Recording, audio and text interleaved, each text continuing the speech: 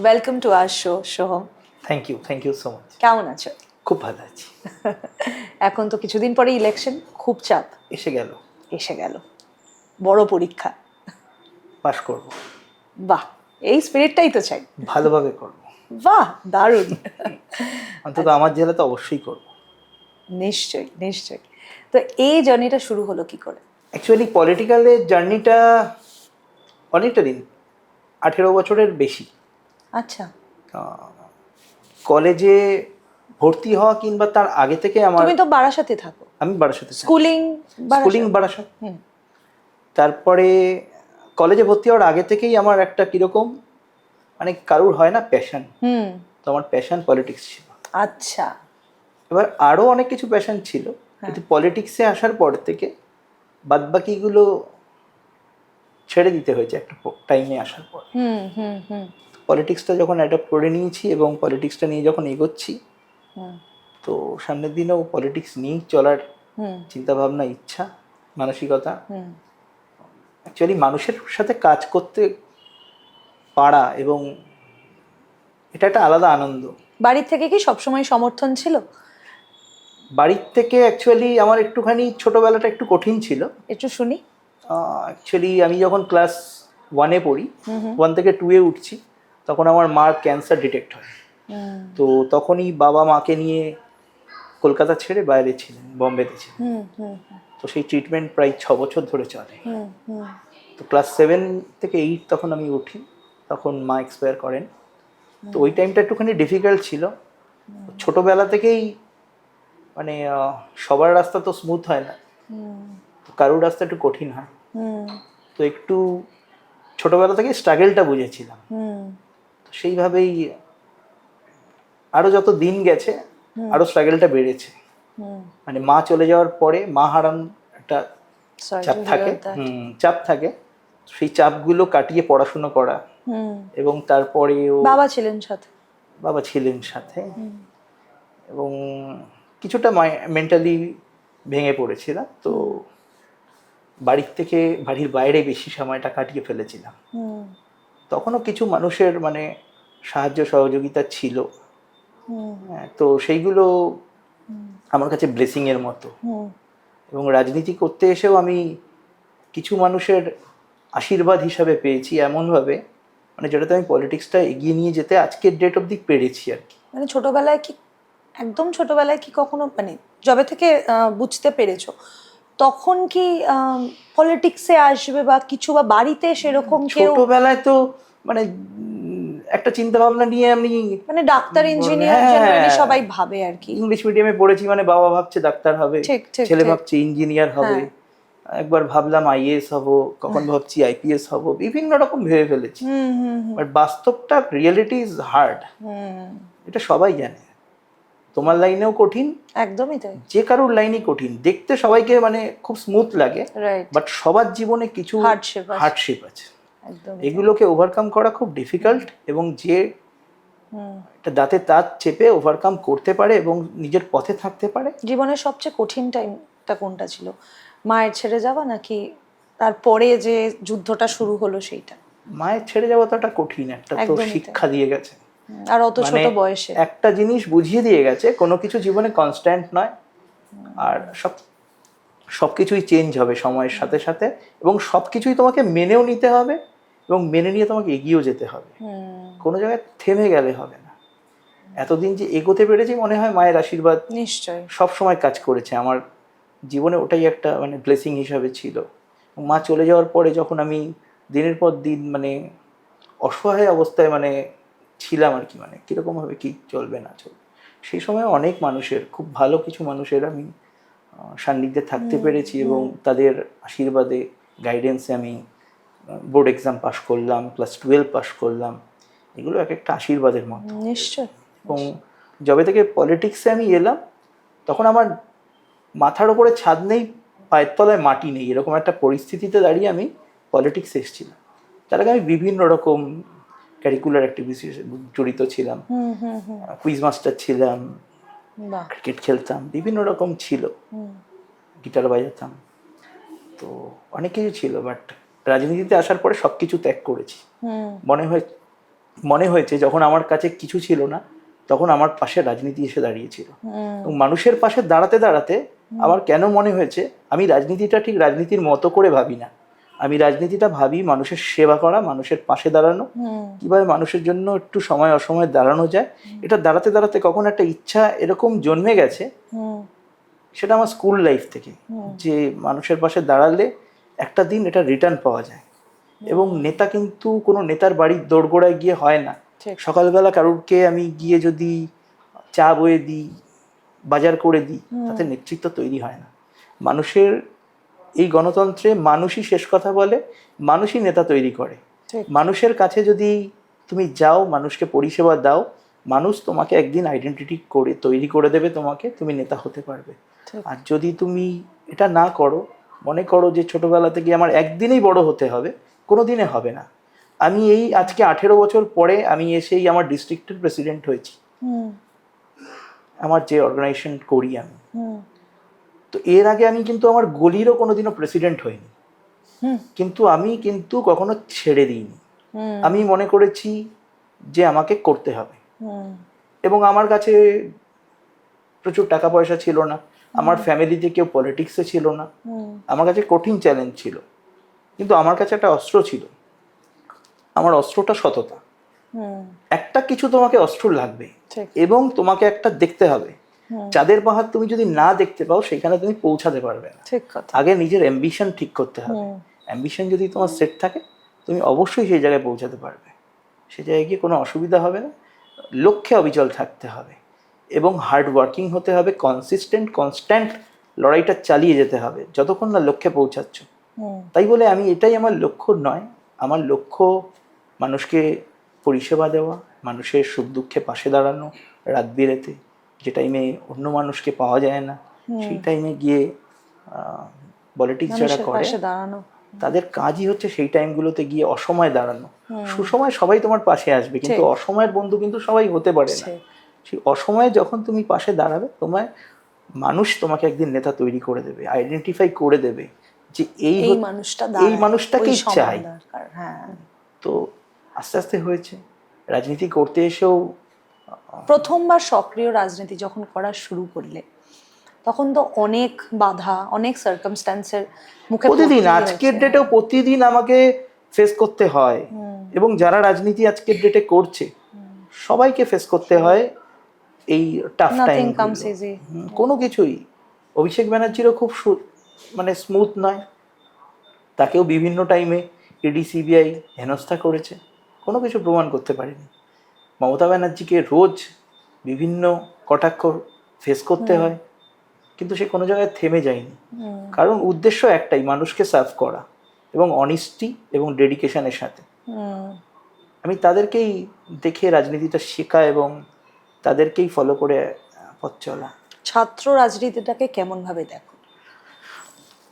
ছাত্র রাজনীতি ছাত্রদের পাশে দাঁড়ানো, ছাত্রদের কথা শোনা এবং তার সলিউশন করা।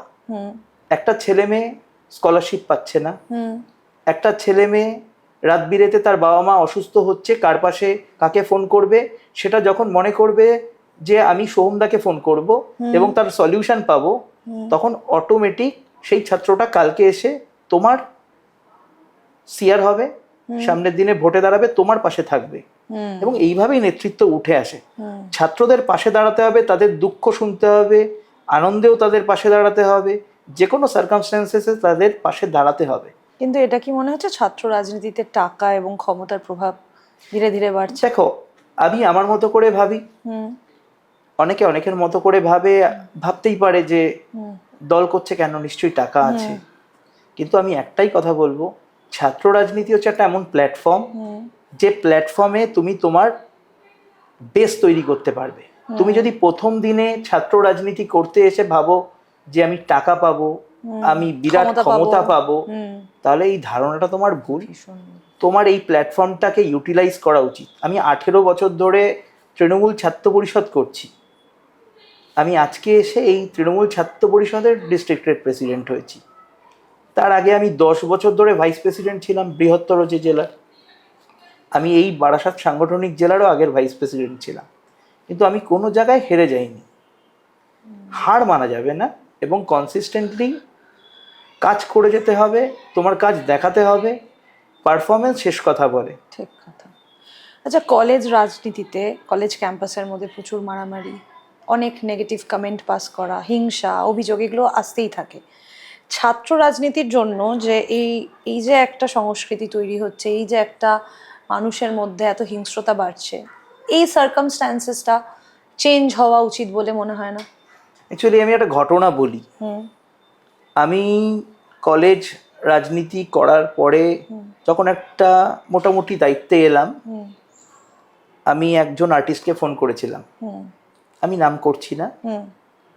সে আমাকে বললেন যে বারাসাত গভর্নমেন্ট কলেজ? আমি বললাম হ্যাঁ। তা তোমাদের কলেজে আমি 5 বছর আগে শো করেছিলাম, সেটা কলেজে হয়নি, একটা হলে হয়েছিল বারাসাতে, এবং সেই টাইমে এসএফআই ছিল এবং গুলি চলেছিল। আমি কেন বলছি, সেই আর্টিস্ট আমার কলেজের ক্যান্টিনে এসে গান করে গেছে, গিটার বাজিয়ে গেছে। সেই আর্টিস্ট আমার কলেজে 2বার এসে তৃণমূল ছাত্র পরিষদ থাকাকালীন পারফর্ম করে গেছে, এবং সে চায় আবার সামনের দিনে আমার কলেজে এসে পারফর্ম করতে। এসএফআই আর তৃণমূল ছাত্র পরিষদের মধ্যে ডিফারেন্সটা এই জায়গাটায়। এসএফআইয়ের নাম শুনলে আর্টিস্টরাও আসতে ভয় পেত। আর আজকে আমি তৃণমূল ছাত্র পরিষদের পরিস্থিতিটা বারাসাত সাংগঠনিক জেলায় প্রতি কটা কলেজে ঘুরে দেখবে, লাস্ট 10 বছরে তুমি একটা ইনসিডেন্ট যদি আমাকে দেখাতে পারো হিংসা, মারামারি, তাহলে আমি মেনে নেব।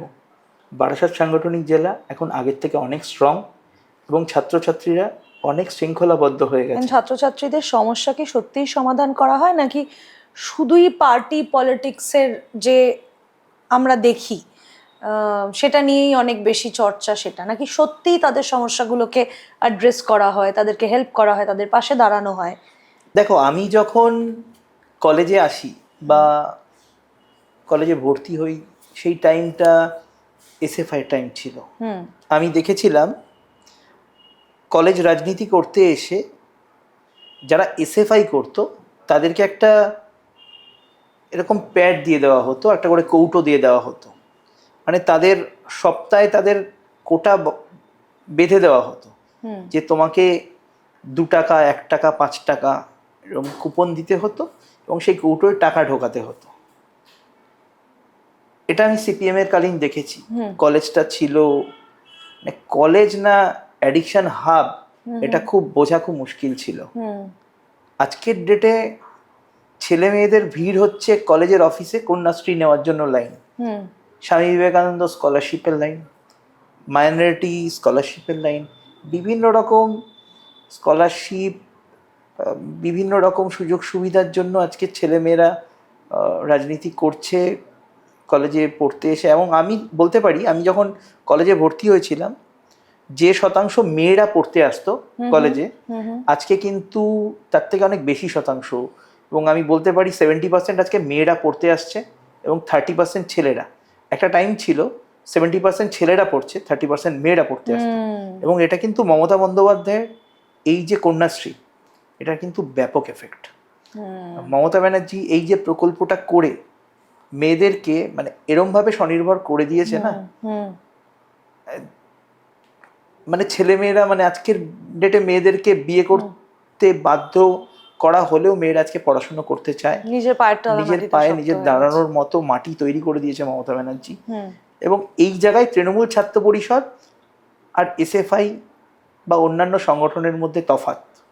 এবং আজকের দিনে রাজনীতিটা মমতা ব্যানার্জি মানুষের পাশে দাঁড়ানোর যে রাজনীতিটা, সেটা একদম মানে প্রকৃত নিদর্শন হচ্ছে মমতা ব্যানার্জি। এবং মমতা ব্যানার্জি যেভাবে চিন্তাভাবনা করে ছাত্রছাত্রীদের পাশে দাঁড়াচ্ছে, এরকম সারা ভারতবর্ষ কেন কোনো দেশে এইভাবে যে ছাত্রছাত্রীদের কথা ভাবা যায়, এটা মানে ভাবাই যায় না। আগামী দিনে কি বড় পরিকল্পনা আছে রাজনীতি নিয়ে?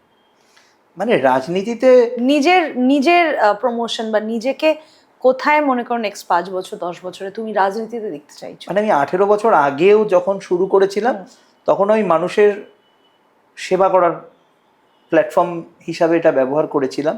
তখন হয়তো 2টো মানুষকে করতে পারতাম সাহায্য, আজকে হয়তো 20টা মানুষকে করতে পারি, সামনে 5-10 বছর পরে আমি চেষ্টা করব 200 মানুষকে যাতে করতে পারি বা 2000 মানুষকে করতে পারি। এটা পরিসরটা বাড়াতে হবে। মানুষের পাশে থাকাই রাজনীতি। একদমই তাই। মানুষের পাশে, কোনো নেতার কাছে গিয়ে, আমি আগেই বললাম, কোনো নেতার কাছে গিয়ে নেতা তৈরি হওয়া যায় না। মানুষেরকে পরিষেবা দিতে হবে। মানুষের সুখ দুঃখে তোমাকে যদি ফোন করে, তোমাকে যদি মনে করে, তাহলে তুমি নেতা। একদম। তো আমাকে সামনের দিনে এটাই করতে হবে, আরো বৃহৎ পরিসরে টোটাল আমার জেলা জুড়ে যাতে আমি মানুষের, ছাত্রছাত্রীদের পাশে দাঁড়াতে পারি, সময় অসময় তাদের বাড়ির প্রয়োজনে অপ্রয়োজনে, দুঃখের টাইমটায় পাশে দাঁড়াতে হবে। সেটা চেষ্টা করবো সামনের দিনে। নিশ্চয়ই হবে। এখন আমরা একটা ছোট র্যাপিড ফায়ার রাউন্ড করব, ঠিক আছে? শিওর। You ready? একদম। ঠিক আছে। রাজনীতি না ব্যক্তিগত জীবন? অবশ্যই রাজনীতি। রাজনীতির জন্য ব্যক্তিগত সবকিছু ত্যাগ করে আজকে রাজনীতি। আচ্ছা। ক্ষমতা না দায়িত্ব? অবশ্যই দায়িত্ব। সকাল না রাত? অ্যাকচুয়ালি রাজনীতি যারা করে তাদের সকাল রাত বলে কিছু হয় না। 24/7 মানুষের পাশে থাকাটাই হচ্ছে রাজনীতি। সোশ্যাল মিডিয়া না মাঠের রাজনীতি? মাঠে ময়দানের রাজনীতি? অবশ্যই মাঠে ময়দানের রাজনীতি, কারণ সোশ্যাল মিডিয়া এখন গুরুত্ব বেড়েছে, কিন্তু রাজনীতি যখন মমতা বন্দ্যোপাধ্যায় করেছিলেন, ছাত্র রাজনীতি করে কিন্তু আজকে মমতা বন্দ্যোপাধ্যায় বাংলার মুখ্যমন্ত্রী। তো তিনি তো মাঠে ময়দানে লড়াই করে আজকে। তবে আজকের ডেটে 21st সেঞ্চুরিতে একটা প্রচারের অন্যরকম মাত্রা এনে দিয়েছে সোশ্যাল মিডিয়া, যেটাতে খুব সহজে বেশি মানুষের কাছে রিচ করে যাওয়া যায়। কিন্তু মাঠে ময়দানে রাজনীতির কোনো বিকল্প হয় না। হয়তো আপনি দেখবেন যে সোশ্যাল মিডিয়ায় সিপিএম, এসএফআই খুব অ্যাক্টিভ, বিজেপি একটা কিছু পোস্ট করে দিলে মিলিয়ন ভিউ হয়ে যাচ্ছে, কিন্তু ভোট বাক্সে কিন্তু সিপিএম শূন্য। আর এই 26 সালে বিজেপি যখন কন্টেস্ট করবে বা এই ভোটে তো সামনে আসছেই, তো 26 সালে 26টা আসন পাওয়া কিন্তু বিজেপির কাছে একটা চ্যালেঞ্জ হবে। একটাই কারণ, তৃণমূল কংগ্রেস কিন্তু, মমতা ব্যানার্জি, অভিষেক ব্যানার্জি কিন্তু মাঠে ময়দানে আছে। বিজেপি কিন্তু সব জায়গায় বুথ এজেন্ট দিতে পারবে না। এটাই মাঠে ময়দানের সাথে সোশ্যাল মিডিয়ার তফাৎ। আচ্ছা। সবচেয়ে প্রিয় খাবার কি? প্রিয় খাবার হচ্ছে ভাত, ডাল, আলু ভাজা। এটাই আমার কাছে প্রিয়। বাহ, একদম। আমরা বাঙালি, ভাত ডালই প্রিয় হবে। প্রিয় জায়গা? প্রিয় জায়গা পাহাড়। পাহাড়। রাগ হলে কি করে? রাগ হলে হেডফোন নিয়ে গান শুনি। কার গান? অরিজিৎ সিং? অরিজিৎ সিং শুনি। আর বেশি রাগ হলে একটু পুরোনো দিনে চলে যাই। রেট্রো? একদম। বাংলা না হিন্দি? বাংলাও শুনি, হিন্দি শুনি, হেমন্ত শুনি, সবাইকে শুনি। সবচেয়ে বড় শক্তি কি? নিজের সবচেয়ে বড় শক্তি কি? শক্তিটা মায়ের আশীর্বাদ। নাইস। রাজনীতিতে সবচেয়ে বিশ্বাসী বন্ধু কে? রাজনীতিতে বিশ্বাসী বন্ধু আমি নিজেই। মানে পলিটিক্সে কেউ তোমার বন্ধু নয়, তুমি নিজে ছাড়া। সবচেয়ে বড় সমালোচনা কি শুনেছেন নিজের জন্য? সব থেকে বড় সমালোচনা শুনেছি যে চাকরি করতে করতে রাজনীতি নাকি করা যায় না। তো আমি তো করছি, চাকরিও করছি, রাজনীতিও করছি, কোনো জায়গায় অসুবিধা হচ্ছে না। মিটিং মিছিল হচ্ছে, শুধু রাত্রেবেলা 2-3 ঘন্টা ঘুম হচ্ছে। ঘুমটা কমে গেছে, কিন্তু যদি দুটোই করতে হয় ডেডিকেশনের সাথে করা যায়, কোনো জায়গায় অসুবিধা হয় না। অনেক নেতারা আমাকে ক্রিটিসাইজ করেছিল যে ও তো চাকরি করে, ও কি করে করবে।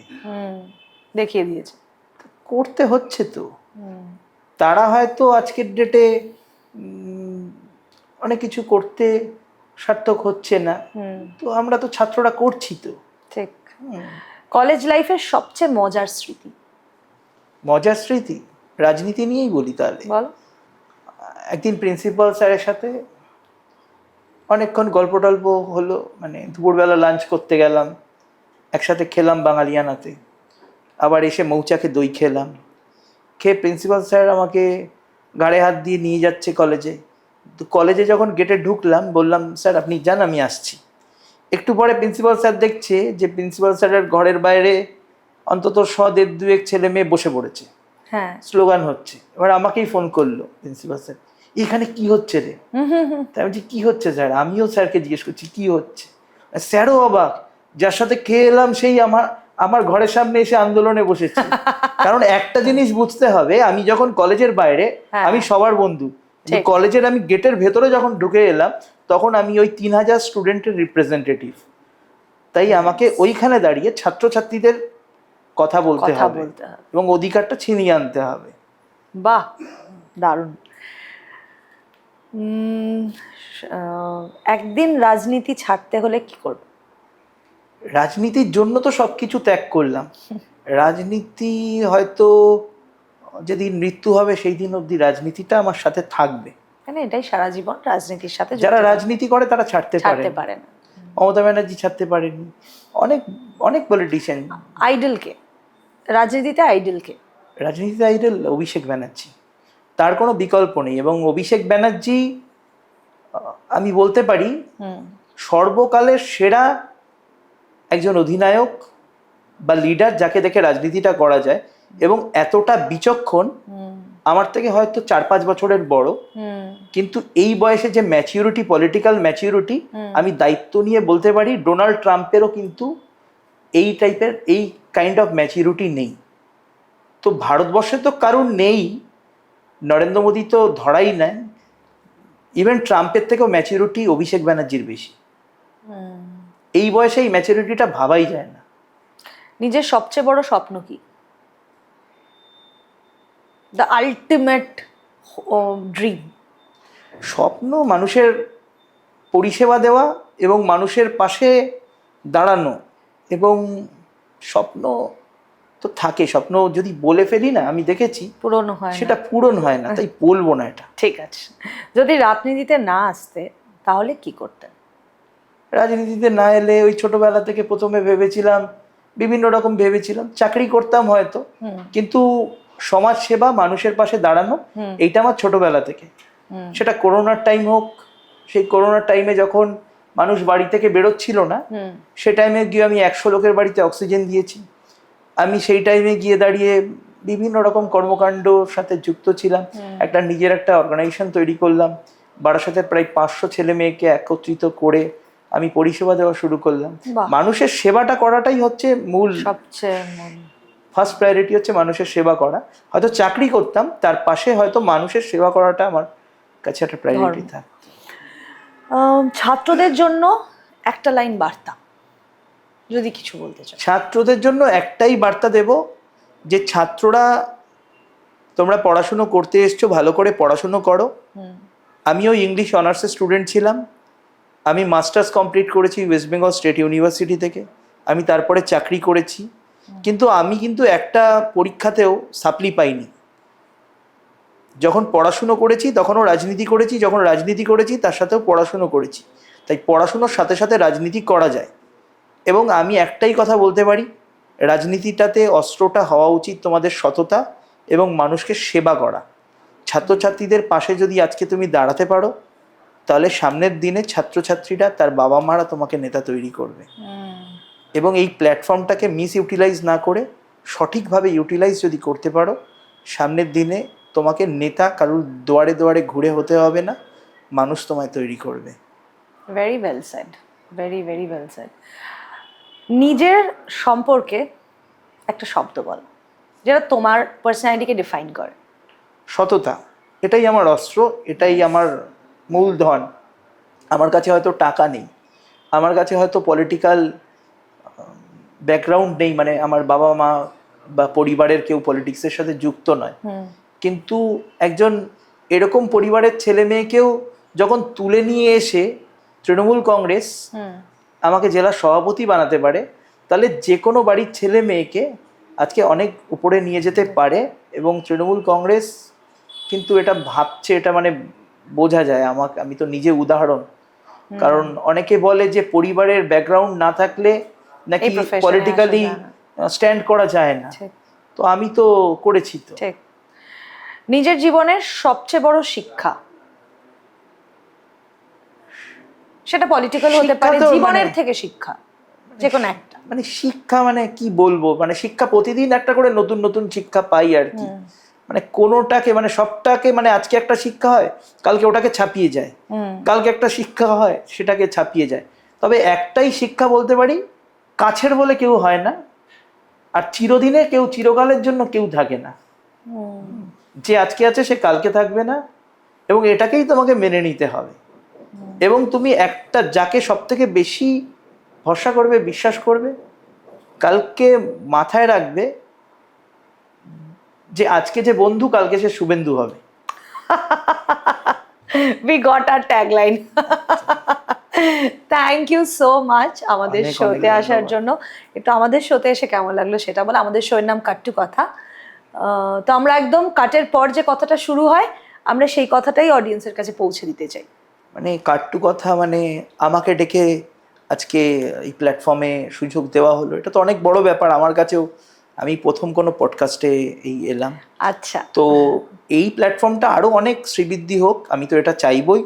এবং সামনের দিনে চেষ্টা করব যে তোমাদের যদি আরও ভালো আমার পক্ষ থেকেও কোনো রকম সাপোর্ট দিয়ে হতে পারে, তো আমি চেষ্টা করব। এবং তোমরা আরও অনেক এগিয়ে যাও এবং আরও ভালো হোক। এটা দারুণ প্ল্যাটফর্ম, এটাকে একদম। আর নেক্সট টাইমও যদি তোমার আবার সময় হয় আমরা নিশ্চয়ই কাট্টু কথাতে আবার তোমাকে ভবিষ্যতে অতিথি হিসেবে অবশ্যই চাই। চেষ্টা করব। আজকে এইভাবেই আমাদের আড্ডাটা শেষ করছি। খুব ভালো লাগলো, থ্যাংক ইউ ফর কামিং। আর আপনারা আমাদের এপিসোড অবশ্যই লাইক, শেয়ার এবং সাবস্ক্রাইব করবেন। আজকে বিদায় নিচ্ছি, আবার ফিরে আসবো কাট্টু কথা নতুন একটা এপিসোড নিয়ে। নমস্কার। নমস্কার, অনেক অনেক ধন্যবাদ।